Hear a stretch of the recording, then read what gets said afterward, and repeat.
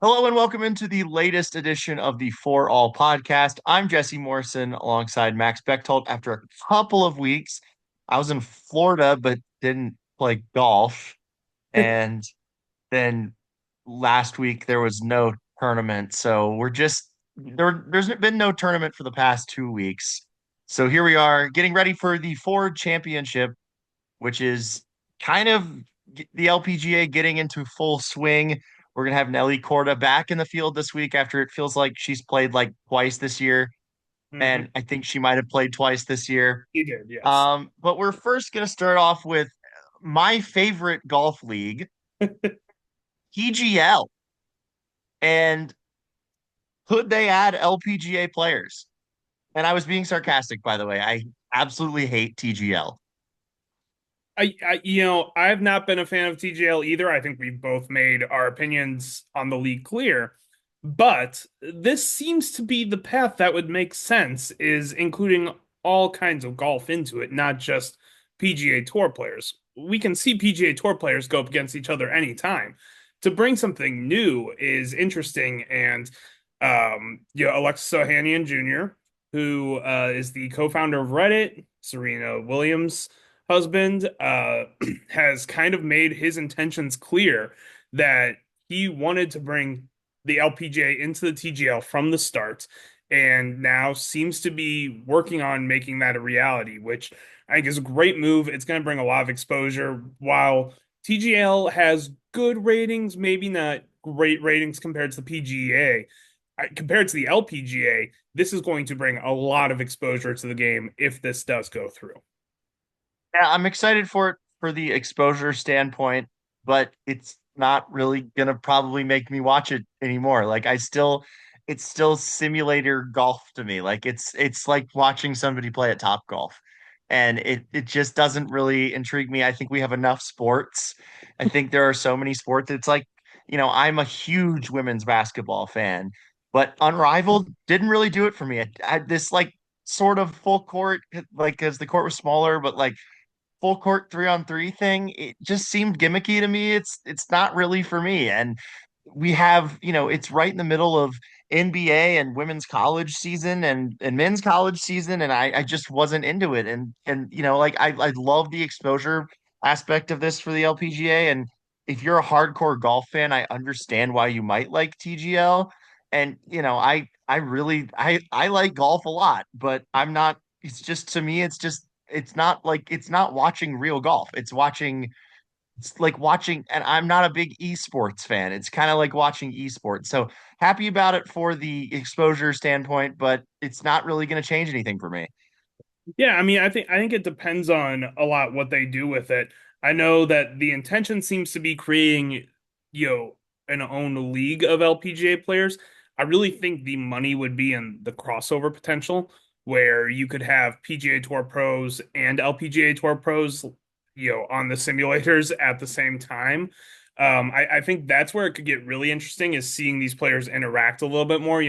I've made it very clear that I think the PGA Tour players need to do more to lift up the LPGA Tour and to embrace it more. And I think this could be a path to it potentially if they do, even if there's an own league for the women's players, if they do crossover events, if they, have a championship where it's the LPGA versus the PGA championship, teams. I think there's a lot of potential in that to see something very, very different that would be, really interesting. I think the Grant Thorntons have been very successful in that way, but we've talked about how not a lot of the biggest stars play in it. This could be a chance to see Nelly Corda and Rory McIlroy on screen at the same time. And I think the key is that I don't know if like playing together is the key. I mean, I that's what I originally thought would be the plan. But I think that it has to be the same show.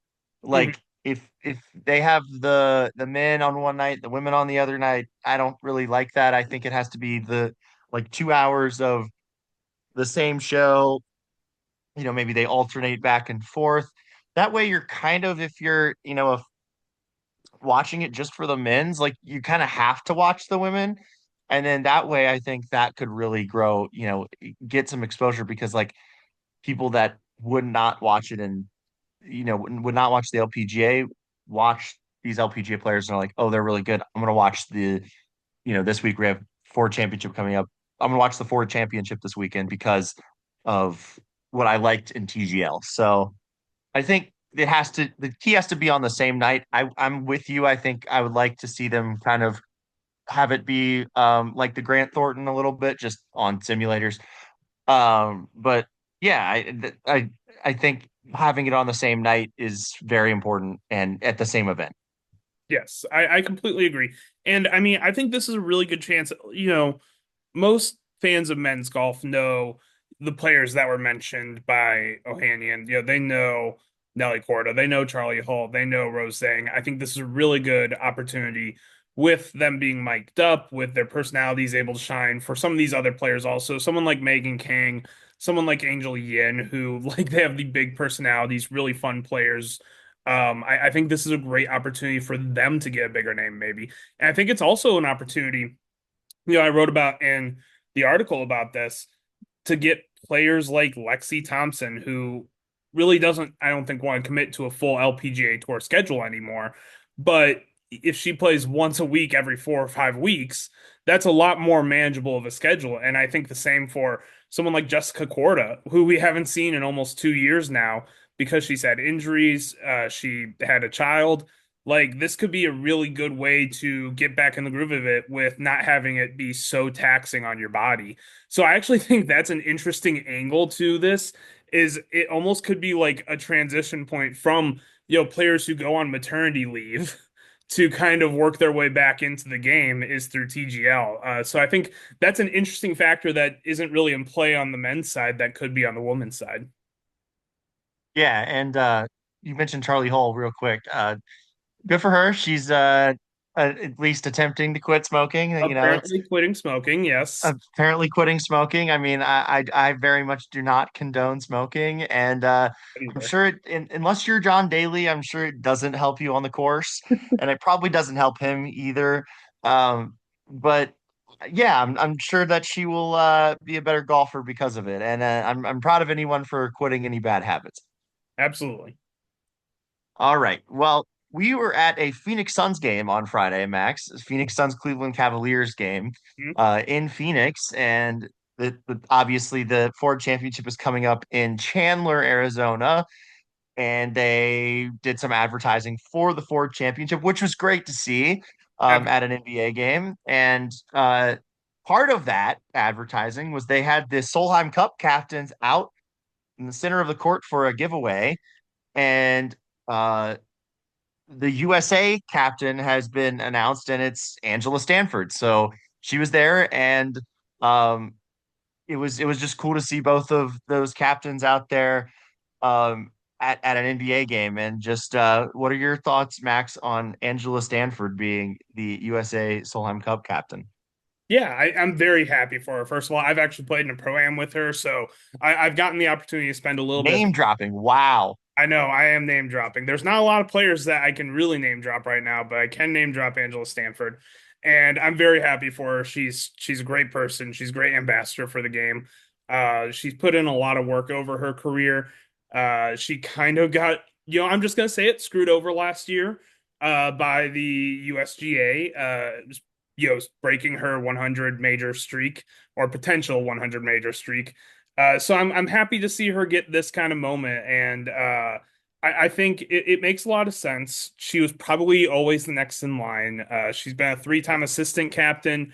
She's played on the team quite a bit. She's had some great moments. Reports are that she actually really wanted to captain on the road in Europe. So yeah, this kind of checks out of all of the players who I kind of think are in the running for a captainship. Morgan Pressel, Paula Kramer, Brittany Lincecum. She's the oldest of those players, so it makes sense that she would be the next one up. Maybe doesn't have like that big, rah rah personality. But you wouldn't have really thought that about Stacey Lewis, I don't think, heading in either. And I think she really embraced that role, and I expect Angela Stanford to do the same. I would agree with you. I think it's a great pick. Kind of an elder stateswoman of the LPGA, and a successful player and a player that I think is just a perfect fit for this uh, tournament and this event. And I'm excited to see what the U.S. can do in Europe this year. I think it'll be quite interesting. Now, we do need to revisit the tournament from a few weeks ago, the Blue Bay LPGA, because I'm pretty sure, I don't think I made this my prediction, but I've kind of been saying at some point we're going to see the Rio Takeda win, and we saw the Rio Takeda win. And not only did we see the Rio Takeda win, we saw a dominant Rio Takeda win. Um, what were your overall takeaways from her performance? And I mean, I think she's the next big superstar personally. Yeah, I could absolutely see it. I mean, the winning pedigree is already crazy on Rio Takeda. I mean, you think about Ayaka Fudue, who has kind of been arguably the best Japanese player over the last 3 or 4 years, has 2 wins in her career, and Rio Takeda has already matched that. Like, this is a really special player. This was an unbelievably dominant win. She doesn't have a single flaw in her game. She hits the ball long. She hits the ball straight. She has a good short game. Like, she is the complete and total package. And it'll be interesting to see her continue to go. Obviously, very, very likely the rookie of the year this year. It's kind of already safe to say that, I think. I don't see her really slowing down. We talked And about this the isn't her first good performance, by the way. Like this is her first win of the season, but it's not her first good performance this year. She's been playing really well, and she's just finally broke through here, or not she finally. Like it's very early in the season. Yeah, she's super consistent. And now is the time where we're going to get to see her a little bit more against a stronger field. And I still think she'll hit the ground running and continue to play really great golf.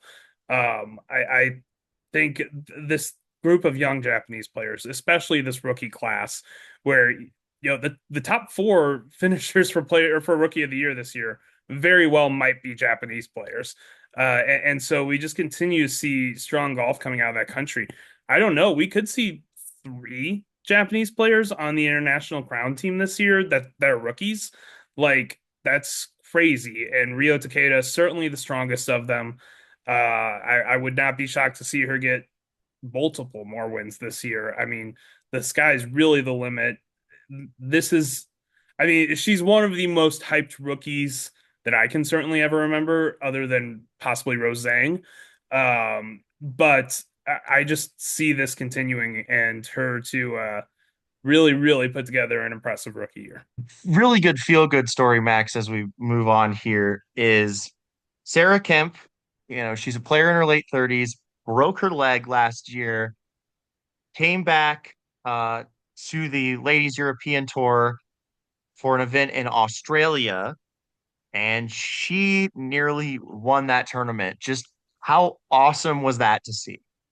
It's really, I think, if she would have won, that would have been, you can clinch it, the story of the year in women's golf. Obviously, she came up a little bit short. She had the lead going into the final round, but this was her first event back since breaking her leg, as you said, in August in a golf cart accident.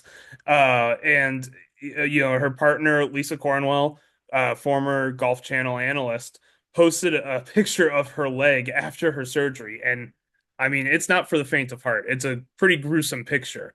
And so for her to come back this fast and almost win her first, event on a major tour in her home country, it would have been something really special. But regardless, she put together a great finish, a great event.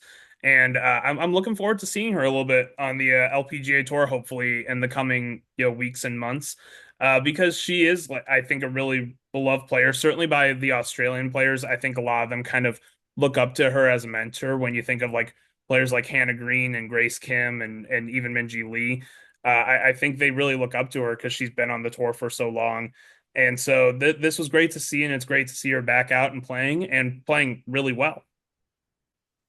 All right. Well, that's going to do it for this week's edition of the For All podcast. Max, before we go, what is on the site right now? That's forall.com, FORE-ALL.com. what do people need to know? Obviously, there's going to be tons of coverage of this weekend's event. And then, what else do people have to need to look out for? Yeah, and in addition to this week's event, I mean, we're coming up on a really, really busy time on the women's golf schedule. We've got the Augusta National Women's Amateur is on the horizon in a couple weeks, and so we kind of kicked off our coverage on the site yesterday on that, and so there's going to be continuing coverage. There's going to be breakdowns of pretty much every player in the field. I can't promise there's low information about some of the players, but we're gonna have as much information about the field as possible up on the site. So that's a good way to get prepped for one of the biggest events in women's golf. I think it's certainly possibly the most watched event in women's golf. And so that's going to be coming up. And of course, the newsletter still up there. Every week I'm giving betting predictions on that newsletter. That's exclusive content to the newsletter. So if you want to get some tips for betting, go check that out also. All right. Well, that will do it for us this week. And make sure to follow Max's coverage of the Ford Championship. No one's going to be more dedicated out there than him. So make sure you go and check that out. And we will talk to you guys next week and fully react to the Ford Championship. Hopefully, I find my way out there somehow.